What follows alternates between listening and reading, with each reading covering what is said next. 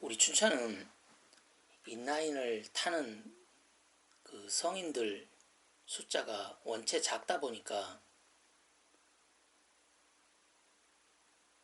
그 이렇게 동호회 활동을 그 인라인의 그 어떤 분류가 있잖아. 파트별로 따로따로 동호회 활동을 하질 못하고 그냥 한꺼번에 모여서 인라인 로드를 매주 토요일 날 지금 하고 있거든.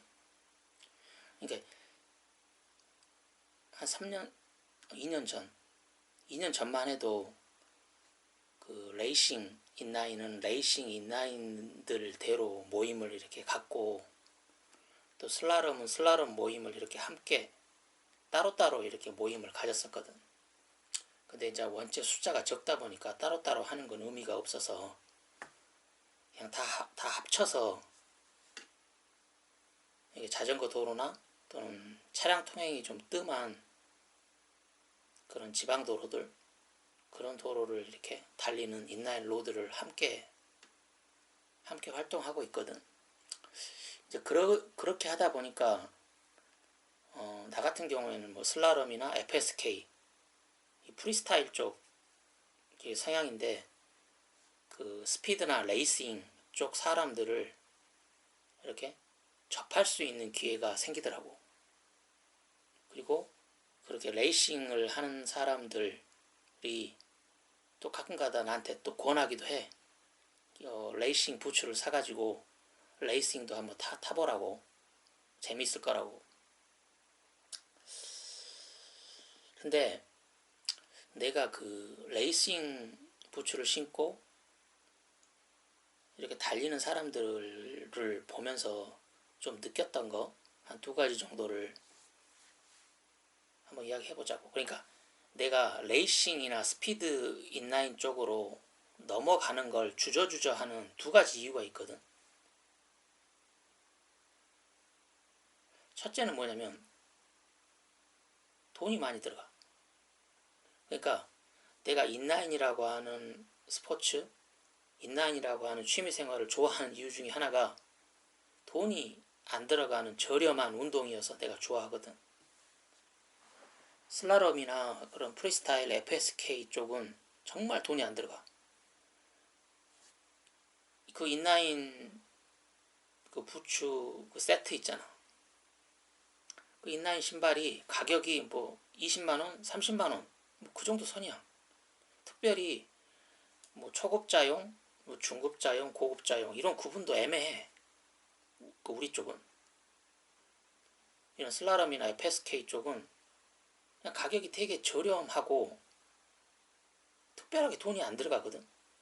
근데 레이싱이나 스피드 인라인 쪽 사람들과 접해보니까 이쪽 레이싱 인라인 쪽은 조금 이런 FSK나 슬라럼 쪽하고는 완전히 딴 세상이더라고 보니까.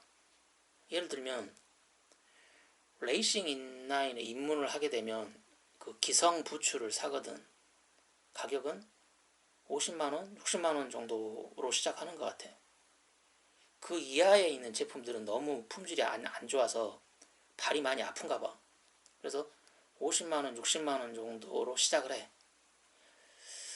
그렇게 기성 부츠를 한 3년 정도 사용을 하게 되면 대부분 커스텀 부츠로 넘어가더라고. 커스텀 부츠로. 왜냐면 주위에 인라인 오래 탄 사람들이 다 커스텀 부츠를 사용을 하고 있으니까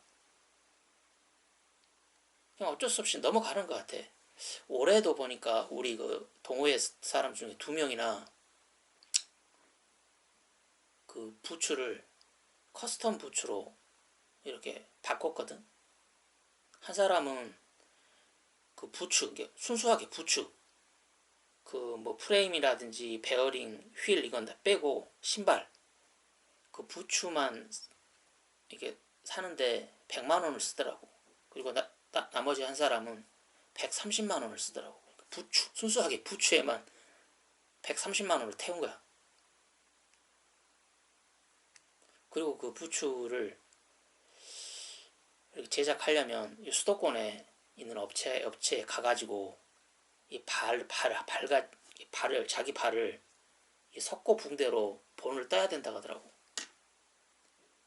그러니까 비용은 한 130만원 들지만은 그 수도권 그 업체에 가기 위해서는 왔다 갔다 교통비 그리고 하루가 날아가 버리잖아. 내 하루 일당이 날아가 버리는 거니까 비용이 진짜 많이 들어가는 거지. 그리고 제작하는 기간이 되게 길어. 한 3개월에서 4개월 정도가 보니까 소요되는 것 같아. 한 사람은 아예 지금 부츠를 받지도 못했어. 이게 봄에 주문하면 여름이 지나야 겨우 그 부츠를 받는가 봐. 이 업체 수가 거의 그런 커스텀 부츠를 하는 업체가 거의 없다 보니까 좀 많이 좀 대기를 해야 되는 것 같더라고. 그러니까 완전히 딴 세상 얘기지. 슬라롬이나 프리스타일 쪽, FSK 쪽에서는 20만원, 30만원이면 떡을 치거든. 근데 순수하게 부츠만 130만원이 드는 거야. 근데 130만원짜리 부츠에 프레임을 싸구려를 달 수가 없거든. 이렇게 프레임도 꽤 좋은 프레임을 써야 되고 또 거기에 들어간 인라인에서 인라인에서 좀 중요한 베어링도 그 철로 만든 싸구려 베어링. 우리 FSK 쪽은 그 베어링 하나 가격이 500원, 600원 정도 하거든. 그러니까 뭐 베어링을 청소하거나 이런 걸 잘 하지도 않아. 왜냐면 그냥 뭐 한 3개월 쓰다가 베어링이 잘 안 돌아가, 베어링에 이물질이 들어가가지고 잘 안 돌아가면 그냥 바꿔버리거든. 그걸 뭐 이렇게 청소해서 다시 쓸 필요가 없어. 원체 베어링 가격이 싸니까. 근데 130만원짜리 부츠에다가 500원, 600원짜리 베어링을 달 수가 없거든. 대부분 이 고가의 세라믹 베어링을 달아. 세라믹 베어링. 가격이 되게 비쌌어요. 세라믹 베어링. 그리고 휠도 바퀴, 휠도 이런 FSK 쪽은 그냥 뭐 6,000원, 7,000원짜리 싸구려 휠을 쓰거든. 비싼 거 안 써. 쓸 필요도 없고. 근데 130만원짜리 부츠에 이렇게 다는 바퀴는 2만원을 훌쩍 넘는 그런 바퀴를, 레이싱 바퀴를 쓸 수밖에 없거든. 아니 130만원짜리 부츠에 6천원짜리 바퀴를 달 수가 없잖아. 이게 맞지가 않잖아. 이게. 그러니까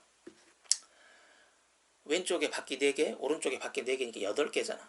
3만원짜리 휠을 쓴다고 하면 38에 24, 24만원이야 돼 벌써.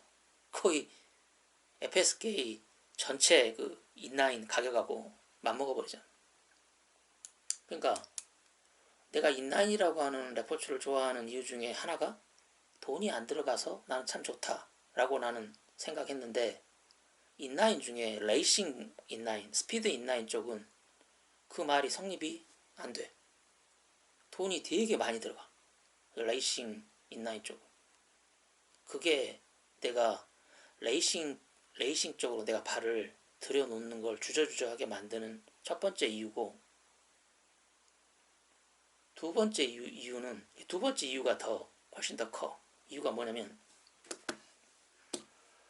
레이싱 인라인, 스피드 인라인의 주 활동 무대가 트랙이거든. 트랙. 인라인 트랙이야.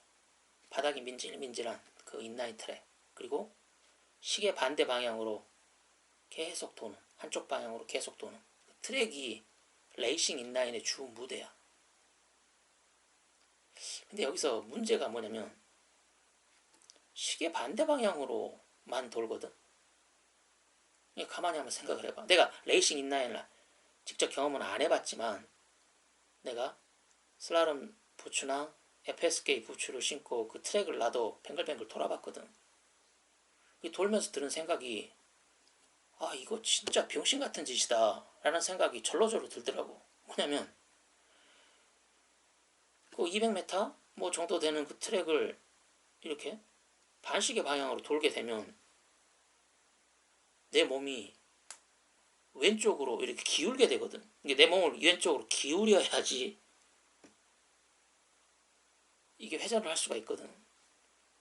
그러니까 당연히 이렇게 트랙을 1년, 3년, 5년, 10년 계속 타면 아, 내 골반이 틀어져 버리겠구나 하는 생각이 절로절로 들더라고.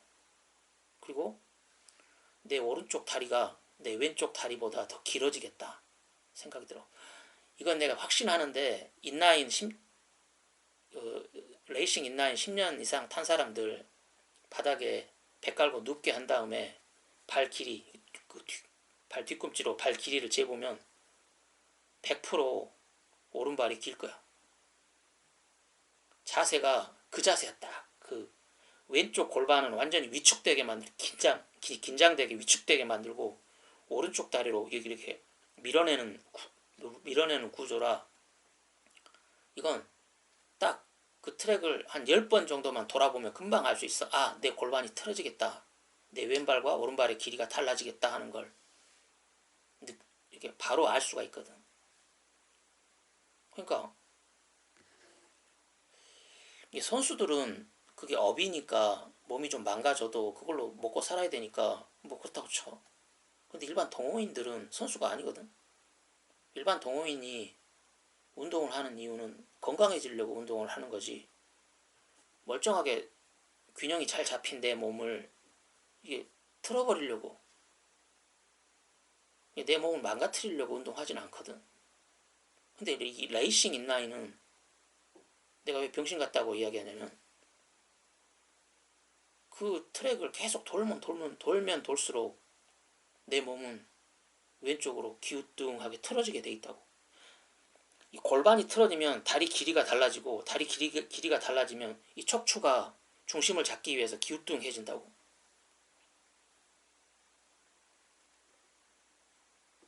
그게 두 번째 이유야. 그게 가장 커.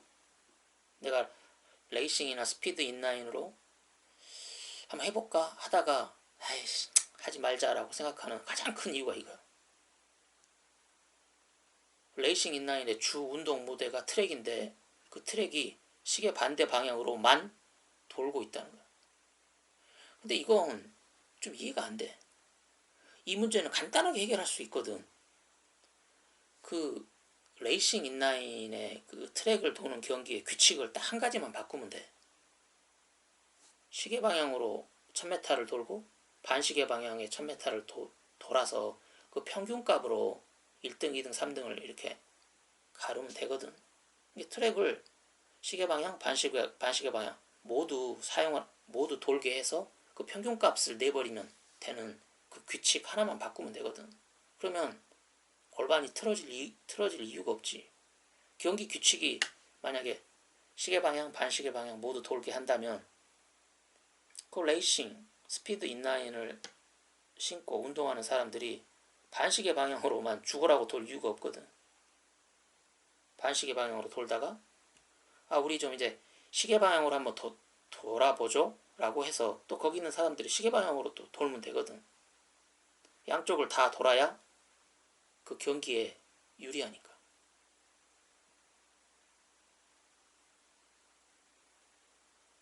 근데 왜 이런 시도는 하지도 않지? 그 규칙 하나 바꾸는 게 그렇게 힘든 건가? 분명히 인라인을 업으로 삼고 있는 사람들은 다 알 거야. 자기 그 골반이 그 틀어져 있다는 걸. 자기 왼발과 오른발의 길이가 다르다는 걸. 그래서 일상생활 하는데 불편하다는 걸 분명히 알걸. 그걸 모른다면 진짜 그건 무딘 사람이야. 무딘 사람. 왜냐면 달리기를 해보면 알거든. 인라인을 벗고 운동화를 신고 이렇게 가볍게 조깅이라든지 뭐 하프 마라톤 이런 걸 해보면 알아. 이 골반이 틀어진 사람들이 그렇게 달리기를 하게 되면 통증이 한쪽 발에 통증이 크게 일어나거든. 그게 금방 알 수 있어. 근데 이런 규칙을 바꾸려는 시도를 그 레이싱 인라인이나 스피드 인라인을 하는 선수들 혹은 거기에 매달려 있는 관계자들 이런 사람들이 이런 시도를 내가 했다는 얘기는 들어본 적이 없어.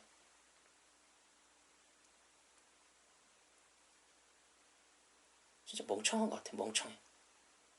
왜 자기 몸을 망치는 운동을 하지? 봐봐. 우리가 하는 운동 중에 몸의 밸런스, 좌측과 우측의 밸런스를 망가뜨리는 운동이 뭐가 있지? 난 아무리 생각해봐도 요 레이싱 인라인하고 그 빙상 경기인 스피드 스케이트 있잖아. 이 두 가지를 빼놓고는 몸의 밸런스를 망가뜨리는 운동이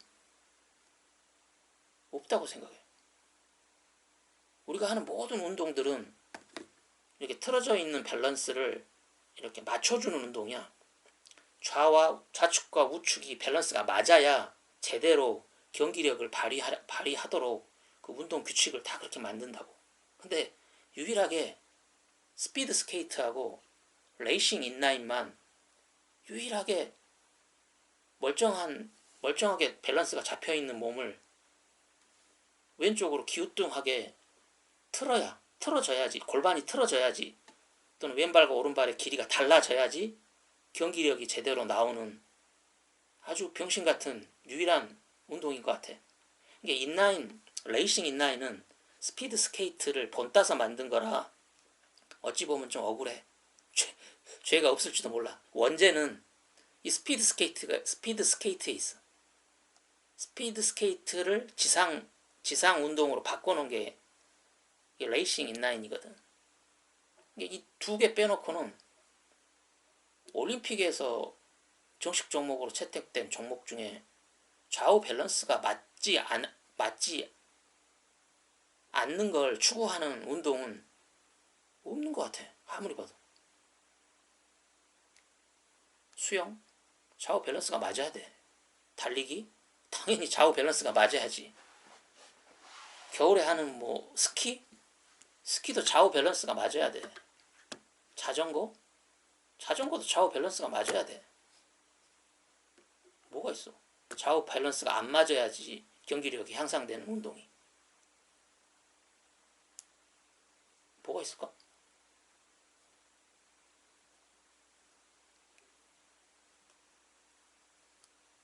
아, 있네. 팔씨름. 팔씨름 선수들 보면 오른손 이 알통하고 왼손 그 알통을 이렇게 대보면 거의 1.5배 정도가 오른손이 크거든. 맞네. 팔씨름이 좌우 밸런스가 안 맞네. 팔씨름 빼놓고 또 뭐가 있지?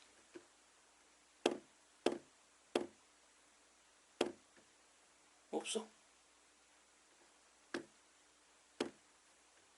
그리고 이 반시계 방향으로 돈다라고 했을 때 우리는 태생적으로 왼발잡이하고 오른발잡이 이렇게 태어나잖아.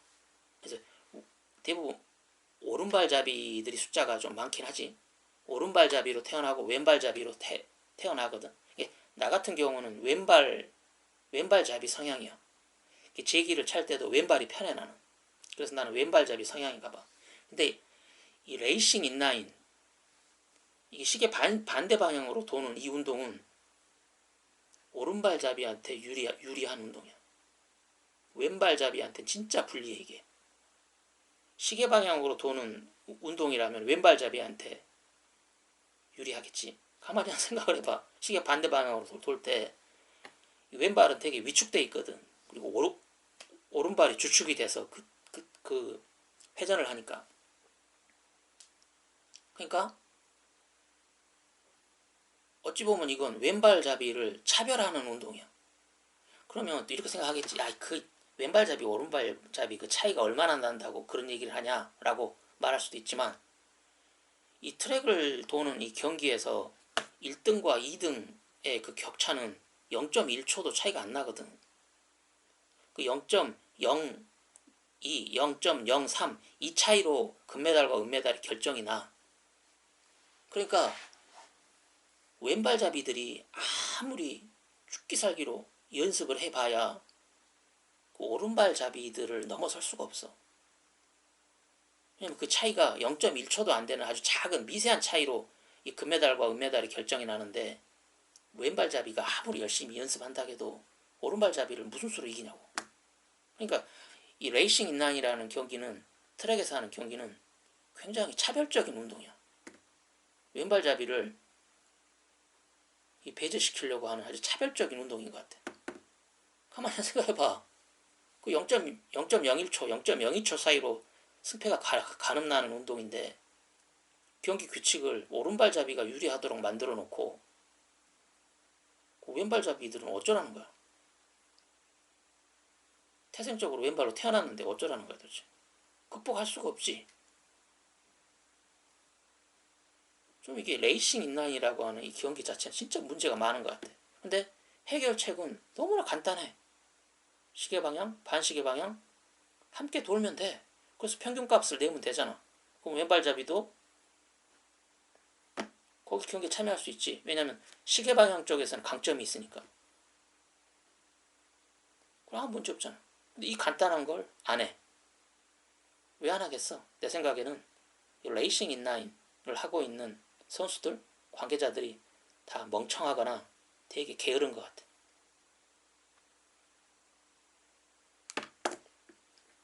그리고 그 비용 문제에서 그 커스텀 부츠 얘기도 했잖아. 그러니까 선수들은 당연히 커스텀 부츠를 해야지. 왜냐면 0.02, 0.03 이 차이로 그 금, 은, 동 이 결정이 나니까 의미가 있어. 근데 동호회 사람들까지 왜 그 지랄을 하는지 모르겠어. 이게 일반 기성 부츠를 신으면 나는 이게 좀 뭐 복숭아뼈가 많이 튀어나와가지고 도저히 열성형 뭐 이런 걸로도 해결이 안 된다. 발이 까지고 너무 아파서 나 도저히 안 되겠다. 뭐 하는 사람들은 커스텀 부츠로 넘어가는 게 뭐 자연스러운 것 같아. 근데 그렇지 않은 인라인 동호회 사람들 그냥 같이 인라인 타는 사람들이 다 커스텀 부츠로 가니까 나만 싸구려 그 기성 부츠를 신을 수가 없어서 그냥 어거지로 넘어가는 사람들이 사실은 태반이거든. 그리고 또 커스텀 부츠를 신는 사람들이 좀 부추기는 경향도 있는 것 같아. 이제 좀 커스텀 부츠로 넘어오라고. 이 커스텀 부츠 한번 사면 평생 신는 건데 뭐 130만원 정도 부츠에 투자해도 그렇게 비싼 거 아니라고 막 그렇게 부추기거든. 근데 커스텀 부츠가 무슨 평생 신는다는 건 거짓말이야. 내 옆에서 보니까 한 3년에서 5년 그 커스텀 부츠 신으면 또 바꾸더라고. 보니까 뭐 좀 가죽 부분, 이게 커스텀 부츠가 보면 탄소 섬유로 되어 있긴 한데, 탄소 섬유하고 플라스틱으로 되어 있긴 한데 또 가죽으로 되어 있는 부분도 있거든. 그런 또 끈을 묶는 그 리벳 뭐 이런 쪽들이 좀 낡아가지고 결국은 뭐 3년 많이 타봐야 5년 타면 바꾸게 되더라고. 이게 평생 신는 부츠가 아니야. 내가 옆에서 보니까 또 실증 나서 바꾸기도 하고 새로운 뭐가 나오면.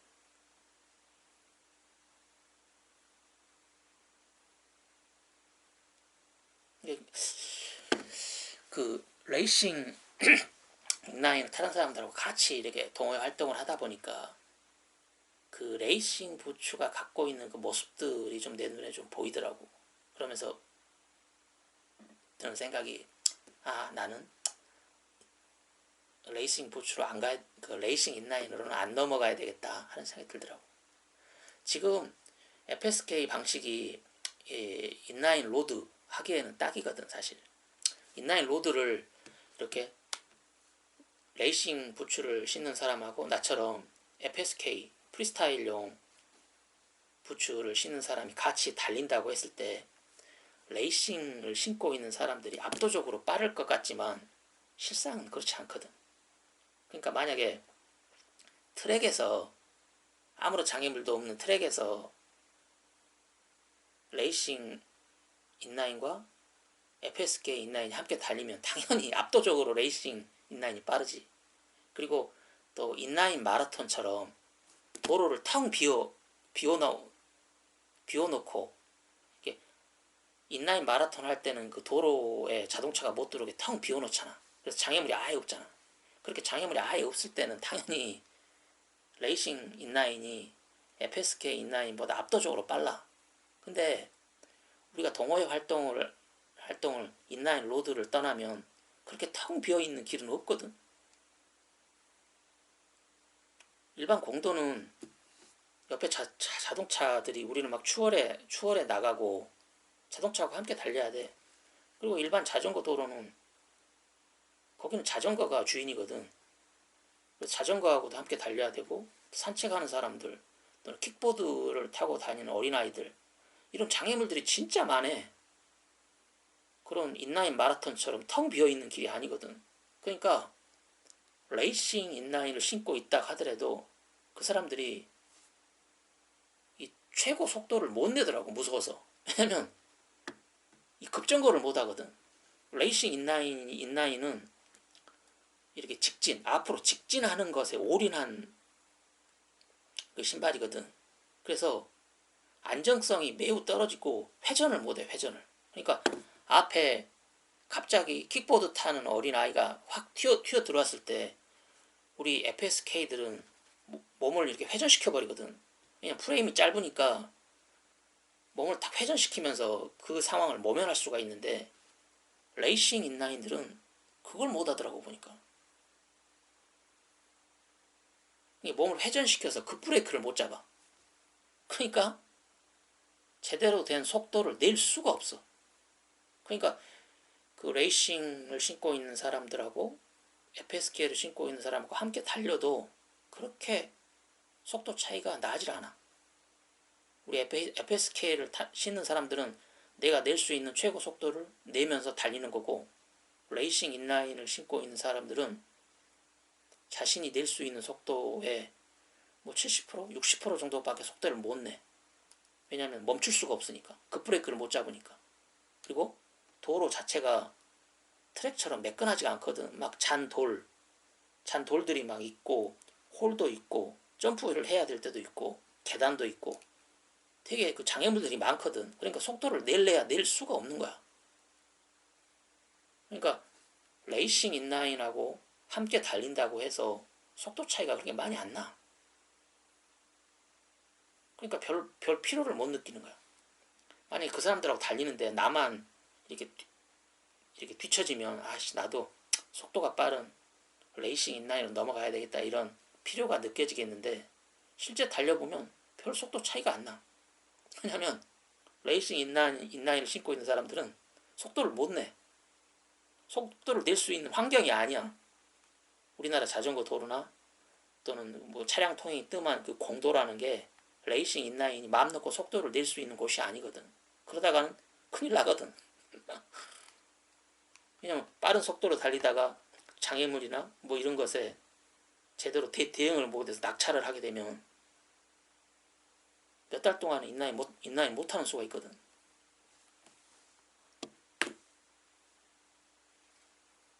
그래서 나 같은 경우는 레이싱 인라인 쪽으로는 안 넘어갈 것 같아. 지금 내가 신고 있는 뭐 슬라럼이나 FSK 뭐 이 정도. 또 요즘 보면 그 110mm 바퀴 3개를 쓰는 그런 FSK들이 좀 유행이거든.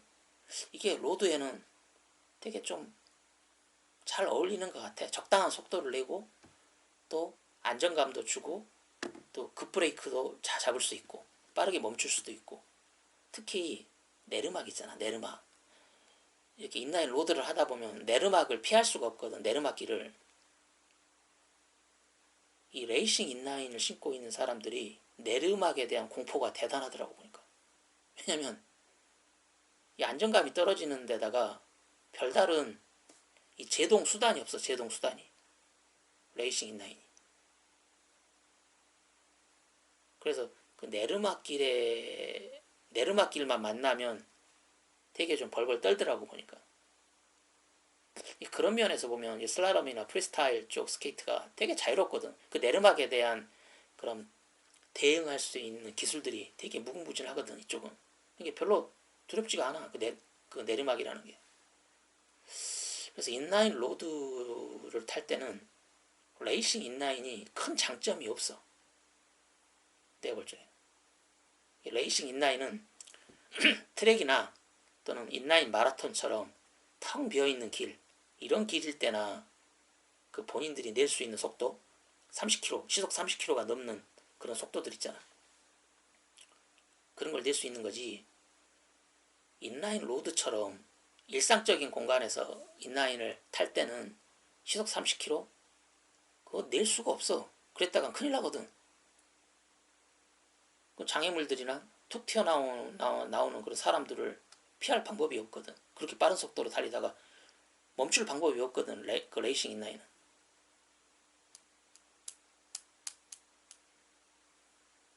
이렇게 레이싱 인라인을 타는 사람들하고 함께 이렇게 동호회 활동을 하다 보니까 좀 그들의 세계의 모습이 좀 보이더라고. 그래서 거기에 대한 오늘 생각을 좀 정리를 했는데, 이게 두 가지야. 돈이 너무 많이 들어간다. 내 옆에서 볼 때 이 슬라롬이나 FSK에 비해서 돈이 몇 갑절은 더 많이 들어가는 것 같아. 너무 많이 들어가 보니까.